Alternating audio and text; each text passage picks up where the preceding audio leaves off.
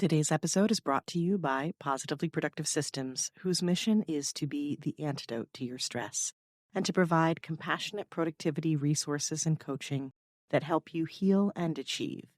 Be sure to check out both free and paid resources at positivelyproductive.com/resources.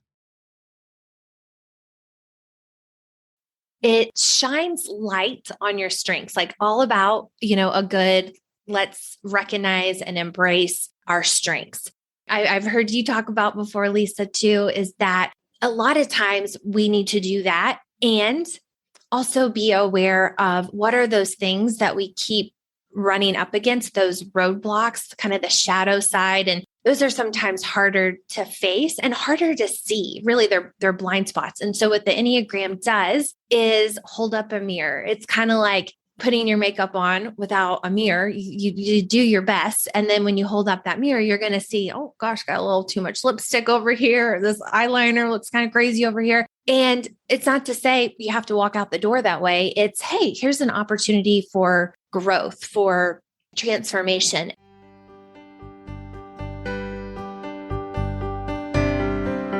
You're listening to the Positively Living podcast. I'm your host, Lisa Zawrotny, founder of Positively Productive Systems and a coach certified in time and stress management, helping clients make space for what matters most in their lives.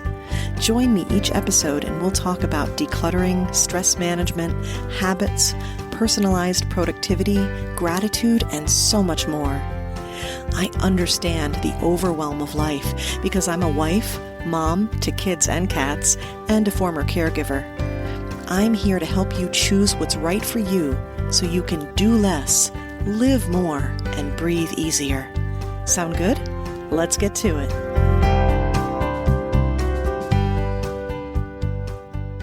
Welcome back to the Positively Living podcast. I'm your host, Lisa Zawrotny, and today we're talking about ways to avoid burnout through self-awareness. Before we begin, I want to ask you, do you know what your Enneagram type is?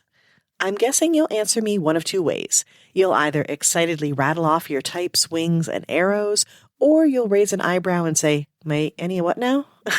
I was in the what now group for a while, hearing mention of Enneagram from time to time, but I had my hands full with the other personality assessments I use to coach, such as the 4 tendencies, the Big 5, and some bonus ones like 16 personalities and the DISC profile. But if there's a way to help you understand yourself better, I will eventually explore it. And there's something different about the Enneagram approach that we will uncover with my guest today. I'm thrilled to introduce you to Sarah Lynn, who will guide us through the Enneagram system. Sarah's a certified Enneagram coach, visibility strategist, speaker, and host of the Enneagram MBA podcast, which I highly recommend you subscribe to. She helps women give clarity and confidence to bringing their big idea to life and sharing it with others in a way that aligns with their personality and purpose.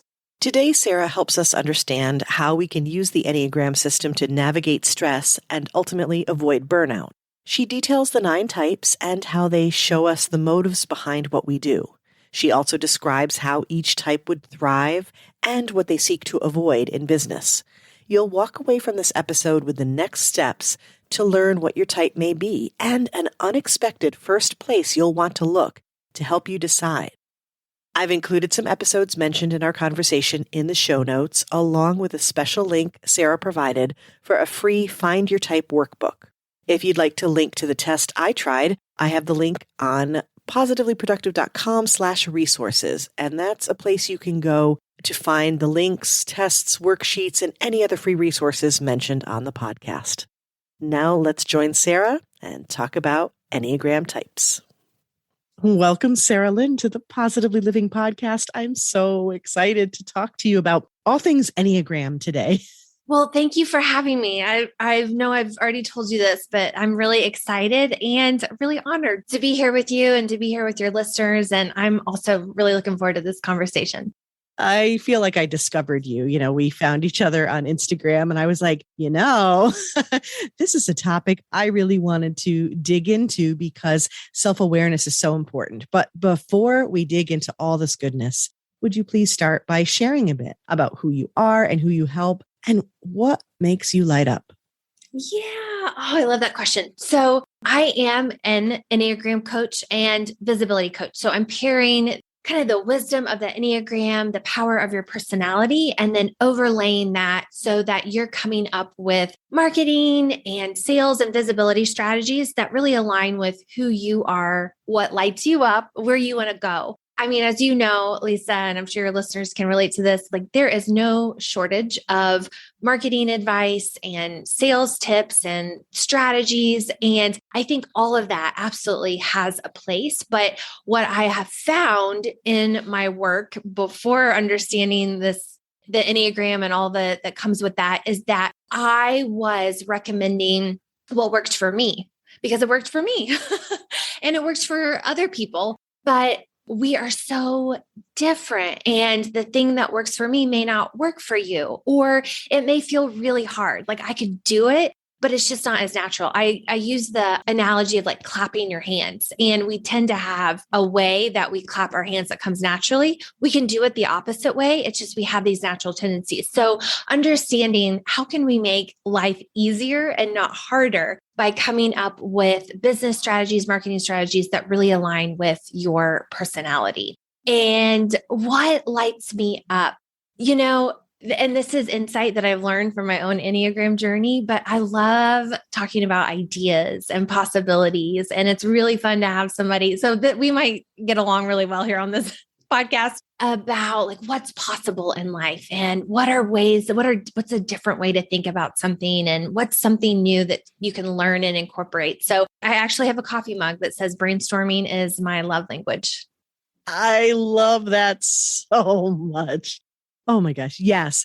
And the fact that what lights you up in terms of discovering what's possible and being curious, and the fact that what you do is helping people with that self-awareness that's so critical. You've just made it so efficient, because that was essentially my first question for you was, why self-awareness matters and why I'm talking about it all the time. Come on, Lisa, you talk about it all the time with good reason, because, and you said it, when we know these things about ourselves, the choices that we make, not just in what to do, but how to do the things we want to do, become so much easier. That alignment that we're talking about, it's not just a fun buzzword. It's a real thing that puts us into, you've heard the phrase flow state here. I talked about it with Jeff Harry, and I've talked about it with Julia DeCaneva, talking about playing to your strengths and having fun.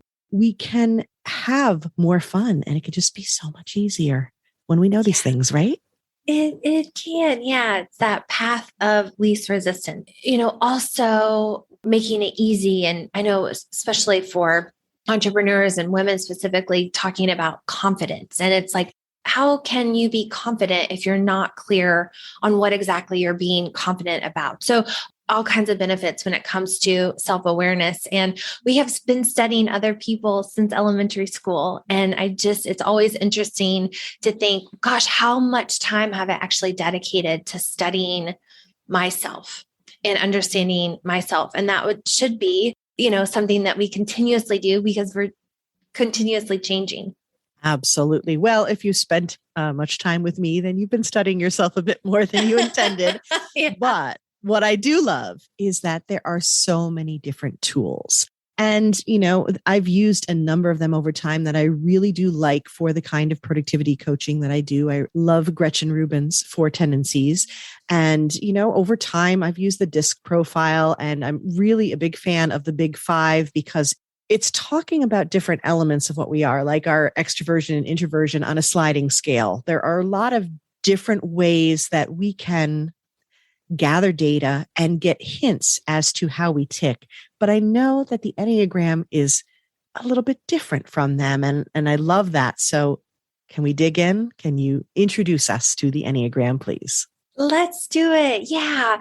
One of the biggest differences is that it doesn't have to be either or. It's like, let's take all of these different frameworks and tools. And the thing I love about the Enneagram, what drew me to it specifically, was that it's more about the motive behind the behavior. So we could have 10 of us in the room doing the exact same thing, But the reason why we're doing what we're doing is it could very well be 10 different reasons why that's being motivated. And it shines light on your strengths, like all about, a good, let's recognize and embrace our strengths.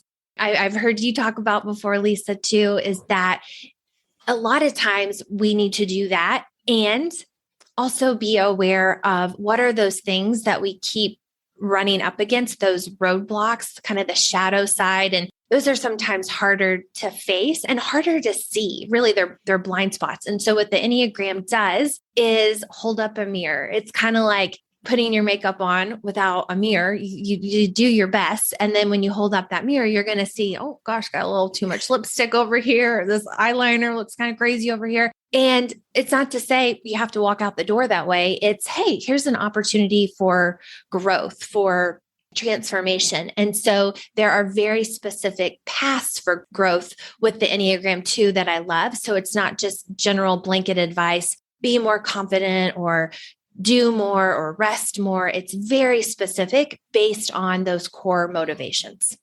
I love that. Okay. So holding up a mirror, that's really good for, dare I say, reflection. Sorry. Okay. Love it. Love it. Love it. Yes. Okay. And yeah, so this idea that you're being able to see what's driving you, right? And then when you know that, you can make adjustments as you will. Maybe no adjustments, maybe a lot of adjustments, whatever works for you, maybe in the context of the other things that you know about yourself. Okay. So with that, where did this assessment, the Enneagram, originate from, or how did this come about, and what information are we pulling? I should mention too that with the Enneagram assessment, there are 9 different archetypes, 9 different types of motives that you will be. And the Enneagram can go back as far as, thousands of years. It's rooted in some spirituality. In recent years, 100 past years, we've gotten some more psychologists involved and academics. And so it's molded into what it is now. And that's why you'll see it used in all different kinds of contexts. So religious, corporate, it just kind of depends on how you want to use it. But it ultimately, when you get really deep, it is very much a spiritual tool to help you more understand yourself. And what was the other question you asked, Lisa? Essentially, it was where did this come from and originate, which you've answered. And then what kind of information are we gathering to, assess this kind of archetype, and who is doing the assessing? Great. Okay. Great question. I like to think of it as like each type is like a recipe.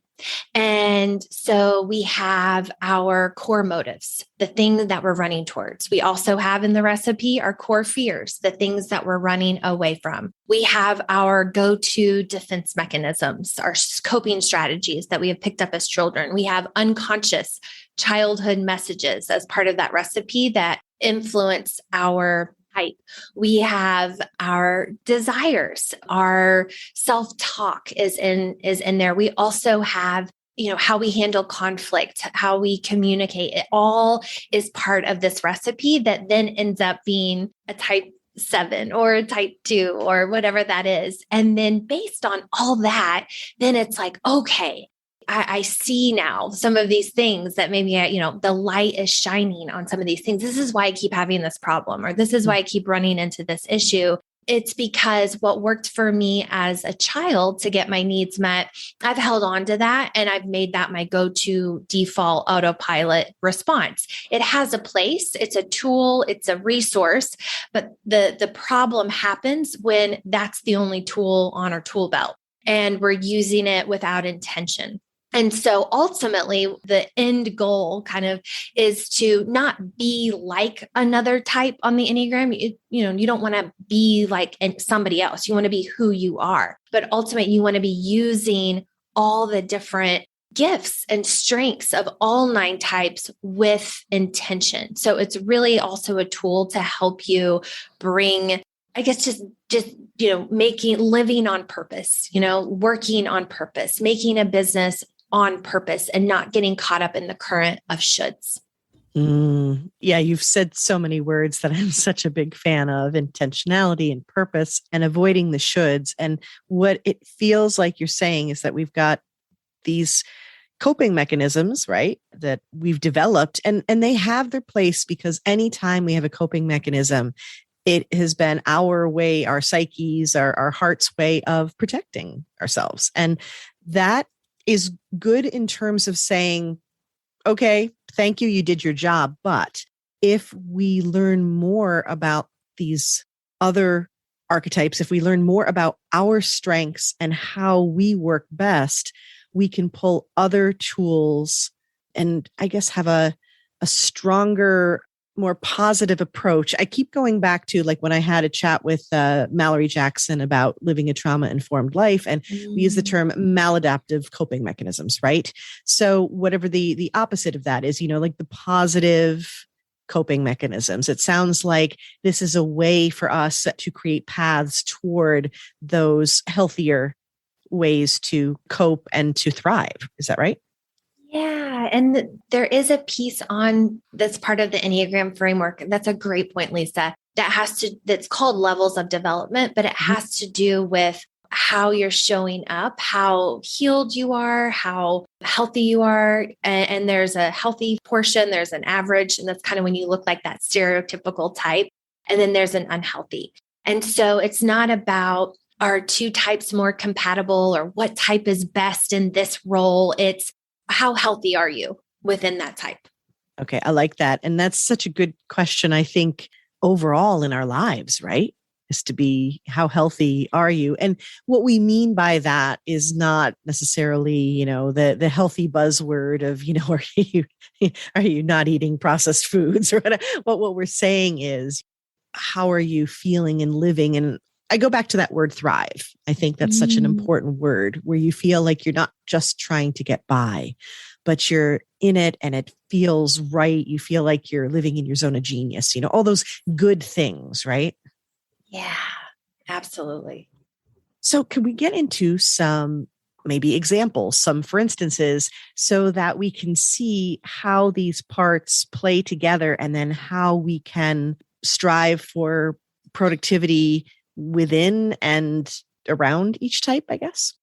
Yeah. So and you tell me, Lisa, would it be helpful just to give like a quick overview and maybe kind of in a business context for each of the types really quickly? That sounds great. Yeah. Okay. Yeah. Let's start there. Yes.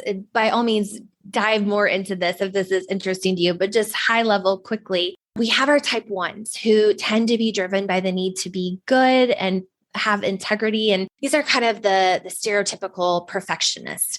And the thing they're running away from is being bad or corrupt in some way. And they have this really beautiful drive to improve the world around them. They're very idealistic. And so as somebody who's looking to start a business or grow a business, the thing that's going to allow them to thrive is when they can match that energy by improving something. They're here to help others and to help others live up to their potential. So that's kind of the energy of the type one. The energy of the type two, they're known as the helper. They have a strong desire to be loved and wanted and appreciated. And they get their worth from how helpful, how much they do for others. And I don't know if that sounds like anybody in this community. What? I'm looking around. Yeah. And so the worst thing in the world that they're running away from is to be unloved, unwanted. And so that will motivate their behavior. And so as a type two in business, it is, they need to have that ability to make a direct impact with others. So getting caught up in spreadsheets and how to, and that's going to be really hard unless you can align those things, tie it back to how you're impacting, helping somebody else. A type three is known as the achiever, the chameleon sometimes, the performer is probably the most accurate. And they are driven also externally by their worth, but they get it not by how helpful they are, but how successful they are, what their title is, what their revenue and their business is, how much money they're making, how big their last launch was. And so when you put your worth in that, when it goes away, right, you can feel very worthless. And so these are kind of the ultimate workaholics on the Enneagram. But where they're really going to thrive is that once they allow themselves to be who they are, not who they feel like they should be or in order to be perceived a certain way, they're going to do work that they both really enjoy and they're really good at. So when they can find that sweet spot instead of that heaviness of, gosh, kind of like we talked about the shoulds, they're really going to be able to thrive. Our type fours get a reputation for being an artist, the romantic, but they just have this ability to really feel deeply. So if you are not an artist, but identify with the energy of a four, like that is fine. It's going back to those stereotypes. Their driver in life is to be seen as unique and to have significance and to belong for being their authentic self. So it's really interesting with the fours because they want to be different, but at the same time, they want to belong. And so for them, the thing that, and we all can see ourselves in some of these probably, or in many of these in some way, right? But their thing is they need to be living in a purpose. They need to be doing work that is deep and work that is meaningful and part of something bigger. And so when they're caught up in the mundane, when they're caught up in doing insignificant tasks, feeling insignificant, that's going to drain them, kind of tying back to being burnt out. So keep an eye on that if that energy is relating to you. At type 5, they're known as the observer or the investigator. They're kind of the thought leaders of the Enneagram. Their driver in life is to be seen as capable and competent and self-sufficient. And they're running away from anything that would allow them to be seen as incapable, reliant on somebody else. And so we might get into this, but they're in one of the groups on the Enneagram with 6s and 7s known as the head center of intelligence. So they do a lot of thinking, a lot of learning. And so they're really going to thrive when they can allow themselves to be an expert on the topics that are really interesting to them. They're very curious and then can also have an opportunity to share that knowledge with somebody else. So excellent teachers would be great on a podcast like this, sharing their knowledge, teaching others that align with their both passions and their interests. A type 6 is known as the loyalist, the guardian. They're driven for this need to feel safe and secure and to be supported. And so they're running away from their behaviors are running away from this motive that anything that would make them feel unsupported, ungrounded, unsafe. And so they get a reputation for being the anxiety-ridden type. We can all have anxiety though, right? And I talked earlier, Lisa, about how brainstorming is my love language. Contingency planning would be the love language for the 6. They are planning for the worst, but I think when they're also living in a really healthy spot, they're also hoping and preparing for the best at the same time. They are going to really thrive. They're very good at analytical thinking and putting data together and making kind of heavy topics feel digestible and manageable. So in business, they have the superpower to take complex topics and share them with their clients, with their audiences in a way that can be impactful and easy to understand. A 7, this might be one that a lot of your audience can resonate with, Lisa. They are very multi-passionate. They're known as the enthusiasts, and their driver in life is to be satisfied and fulfilled, to be happy, and they're running away from anything that would create unhappiness, a feeling of being trapped, limited options, and having any sort of emotional pain. So they're happy on the outside. They're very busy. They have a lot going on. Yeah, they're very multi-passionate. And a lot of it is, sometimes it's because they're running away from something. So that's a really great thing to get curious about. Why do you have so much going on? Why are you always on the go? Is it for this goal that you're trying to get to, or is it because you want to stay busy and not have to feel things? So some really great questions for our 7s. They're looking for excitement and variety and freedom in the business that they start, the side hustle that they have, heavy expectations, mundane tasks like our 4. Income caps are going to feel really confining. So they're going to look for business opportunities that allow them the ability to dream, to see the possibilities in limitless ways. Our type 8 is known as the protector or the challenger. They are driven by power and by wanting to be strong. Anything that would make them feel or be seen as vulnerable, being taken advantage of, or having those around them that they care about taken advantage, facing some injustice is the thing that they're kind of running away from.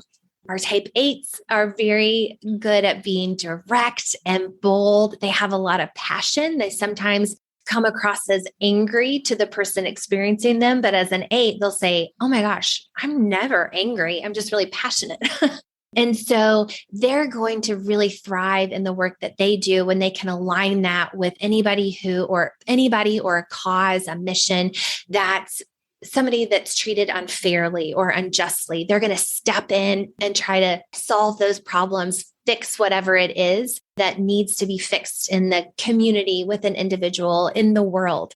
And it doesn't always just have to be nonprofit work or that type of thing, which absolutely it can. But I think of my brother, who is a small business owner as an 8, and he started a men's clothing company because it felt like it was so unfair that there were no men's clothing boutiques. Like, men had to go to the department store or a really expensive shop, miles and miles away. And so his passion was, bringing this quote unquote unjust, men don't have this special spot that women do, right? So there's all kinds of examples, but that's kind of his fuel. And we all have that, fuel that's pushing our business forward. For an 8, that's really going to be important. And then lastly, we have our type 9, who's known as the peacemaker, the mediator. Sometimes they're really driven by a need for outer and inner peace. And so they will run away from anything that might cause conflict or cut them off from the group that they also so much want to belong to, like we all do.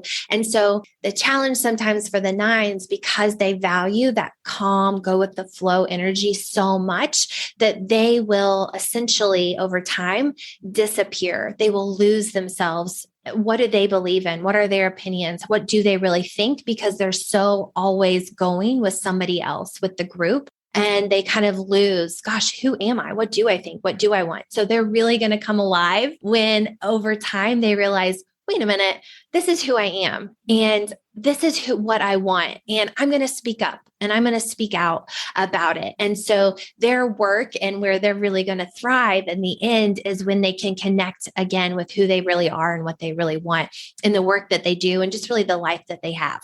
Oh, man. Okay. So yeah, I'm definitely seeing elements. I love the fact that it's like you may have this main archetype, if you will, but that others are connected. And I can definitely see places. I think I've worked with a lot of 3s.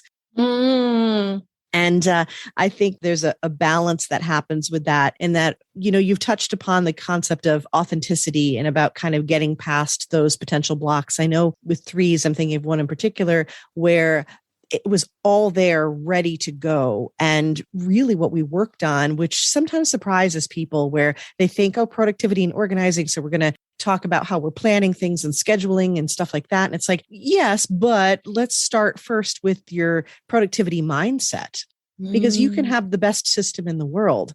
But if you don't believe in you, if you don't believe in what you're going to do, you won't take the steps. So I can kind of see that in the 3s, the 7s, of course, being so passionate and enthusiastic, but that wanting to avoid pain thing. And we talk a lot on the podcast and in coaching about where our trauma and our grief lies and how it affects us. And I know that it can be a challenge to dig into all that. So I try to make it as gentle as possible, to be like, it's okay. We can get into this and we can still laugh and we can still process it. But when you do, it's going to put you in that healthier place that you talked about.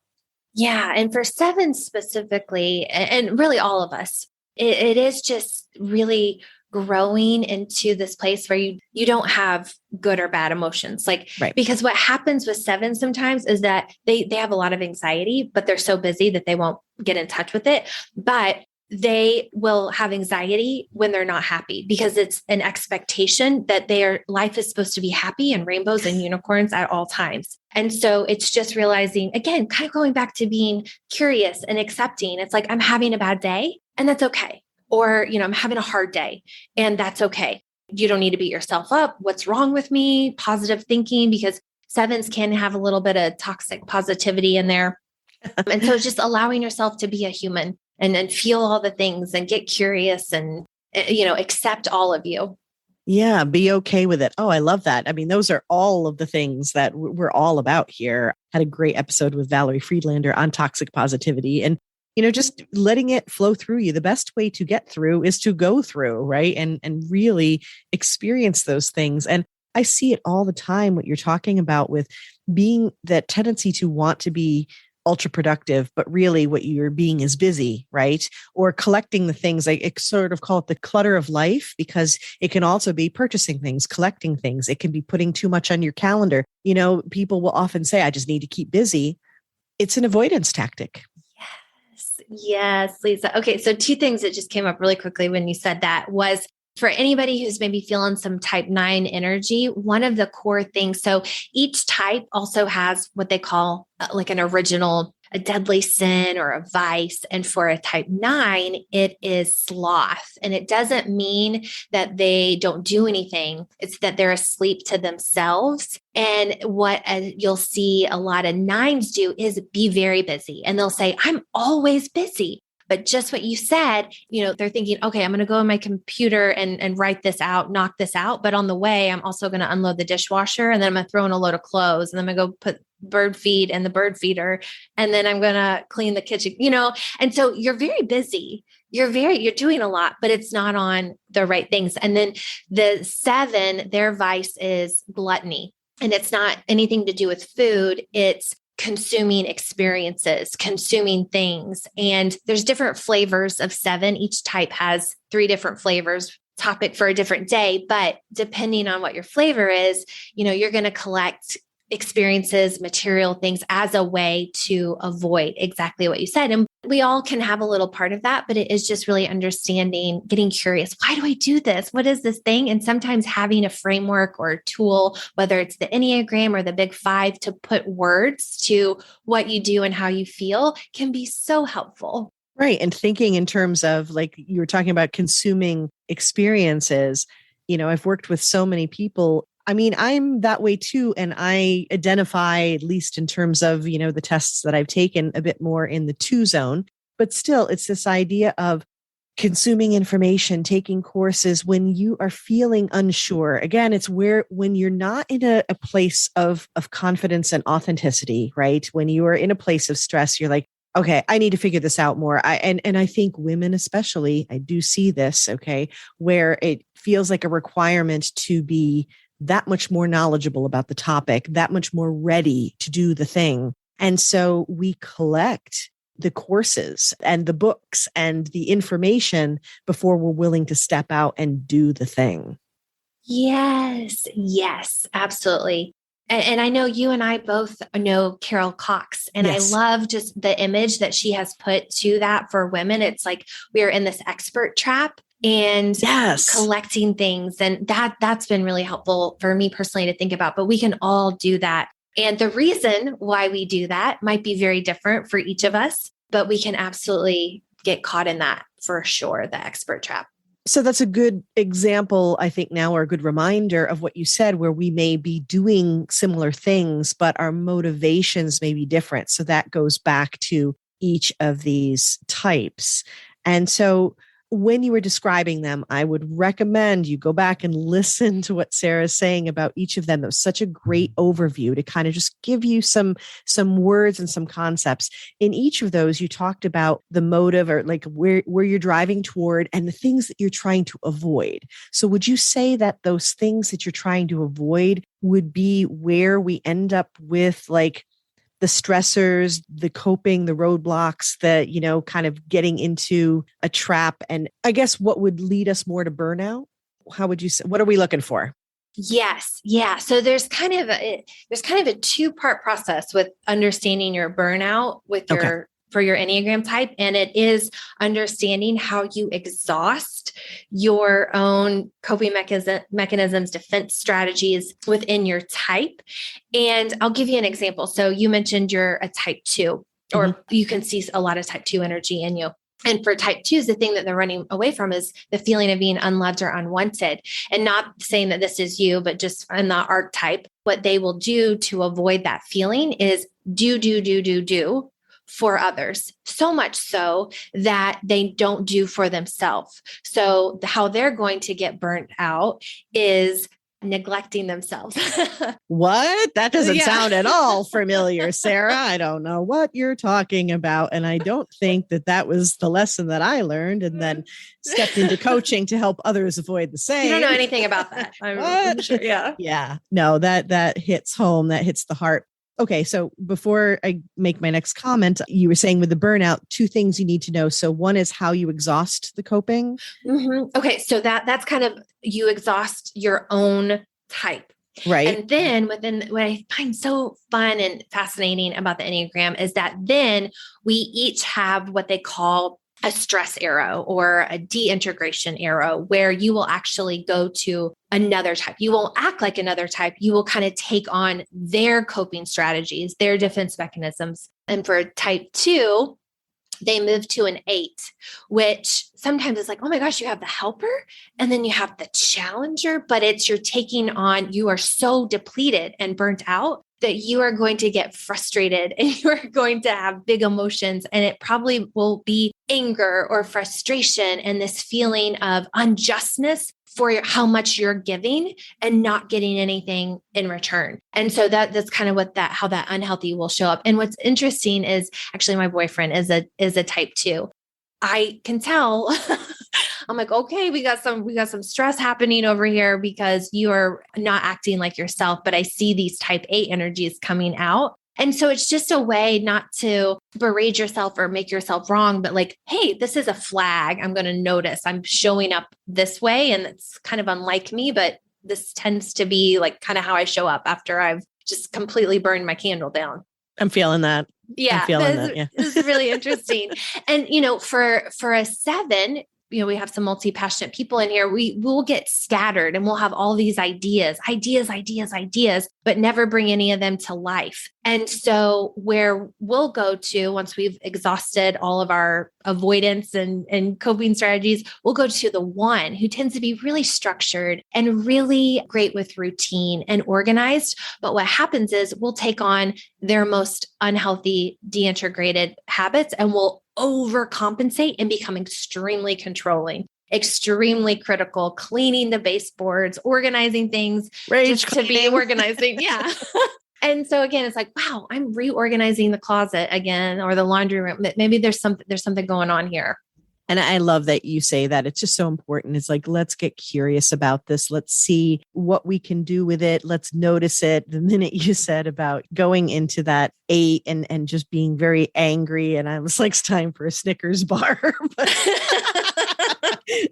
But it's being curious and saying, okay, something's going on here. And it's all about like, what energy are you showing up with? And sometimes it's like when your energy is depleted, then it's this, it's like a reactive energy that's happening, right? And it gets into this negative coping. So it's just a reminder. Now, the one thing that you mentioned to me before we, we're recording today that I absolutely loved was also this idea that when you are in healing mode, when you have done the work and you're taking care of yourself, that you can have other types show up differently too. For example, you're not jumping with your stressors and setting motion in the arrow in another direction to just try to find something to fix this all.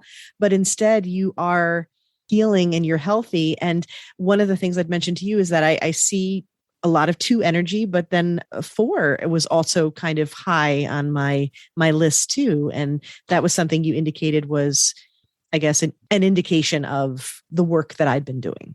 Yes. Okay. So this is really interesting. And I will say that you also have access to, the beautiful productive things about that stress arrow. So it's just, again, being intentional, like, oh my gosh, I absolutely can be bold and confident. But for a 2, you are really going to notice your growth in the work that you do and the person that you are So 2s, 3s, and 4s are in the heart center of intelligence. So they tend to be the feelers, really in touch with feelings. For 2, they happen to be really in touch with other feelings and almost out of touch, completely out of touch with their own feelings. For a 4, it tends, again, not always, but tends to be the opposite, where they're just really in touch with how they feel. And so growth for a 2 is allowing yourself to get in touch with your own feelings, allowing yourself to be introspective.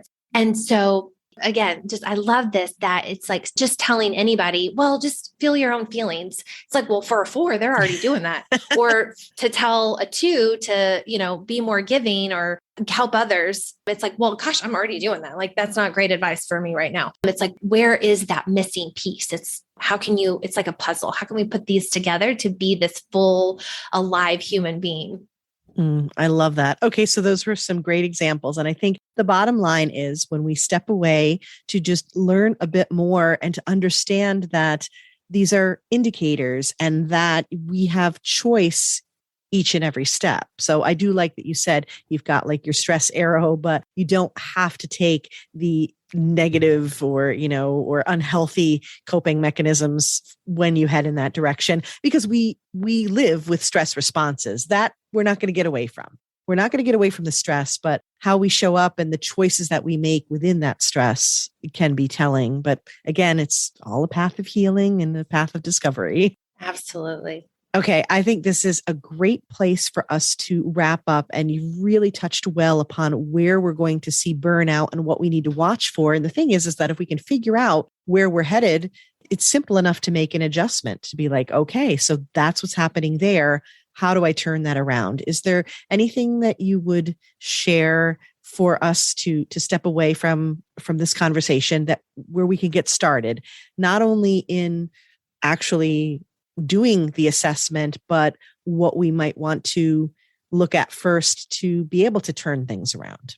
Well, it's interesting in the typing sessions that I do with people, helping them find their type. The feedback that I get is that when they understand where their stress arrow is or where they go to in extreme burnout, that often provides a lot of clarity to what type they are. So if you're stuck between 2 or 3 types, look at what is that burnout arrow, interestingly enough. And usually they'll say, oh my gosh, I totally show up as an 8 when I'm stressed, or no, that doesn't resonate. So let me explore some of these others. So to start with, there are quizzes, there are tests you can take. I'm always a little just cautious of those and you relying 100% on that, because at the end of the day, it's working with a coach, taking a quiz, reading a book. They're all clues. And it's ultimately up to you to put together what those clues mean to you. So some people will read a description and they'll think, definitely, this is me, can't be anything else. And for others, they might be stuck between a 2, 7, and a 3 for a whole year. But that time isn't wasted. So many times we want to get to the end. We want to get the results. And part of the Enneagram process is asking yourself questions that you've never asked before, thinking about things you've never asked before. So even if you don't know your type right away, getting curious, like we've kind of just talked about this whole episode, is really helpful too. And eventually it would be really helpful to understand what type is the one that most resonates with you so you can get on that path. But until then, where you're reading a book, you're taking an assessment, you're listening to a podcast, taking clues, writing things, asking, how do I show up when I'm stressed? Or what does that look like to feel? What makes me feel fulfilled or lit up? Like love that question at the beginning.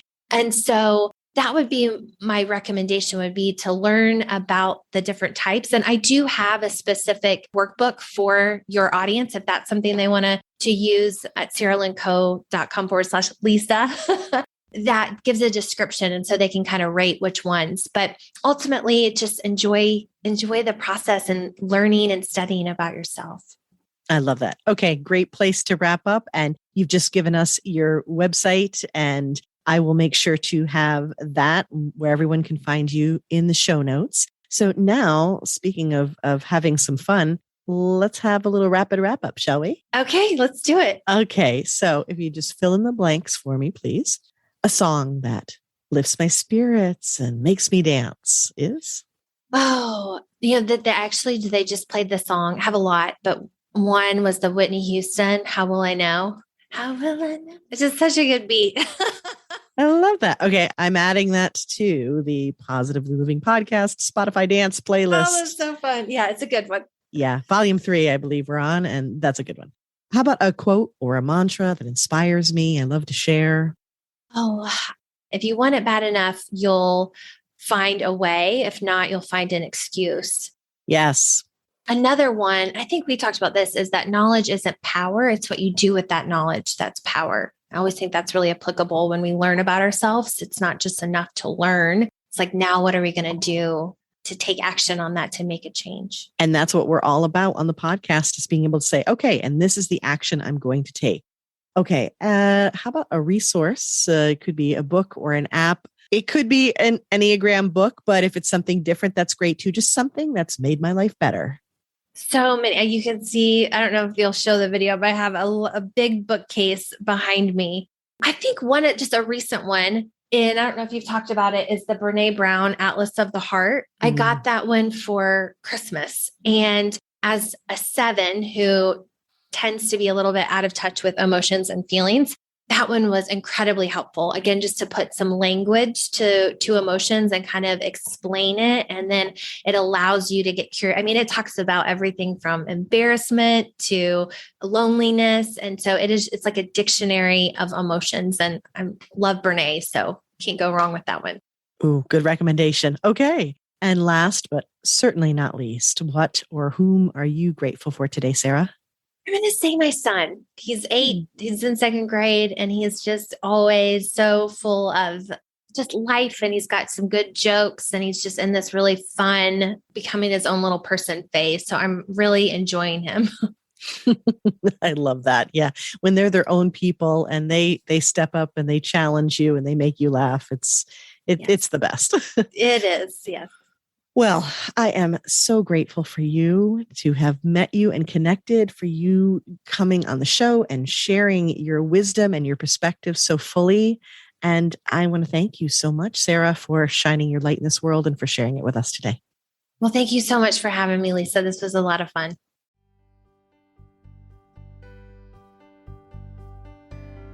Thank you for joining me today. Your time is precious and limited, and I'm honored you chose to spend it with me. If you have feedback, questions, or want to schedule a chat, head to positivelyproductive.com/connect. And if you are looking for any of the resources referenced on the podcast, from books to products to training and more, go to positivelyproductive.com/resources.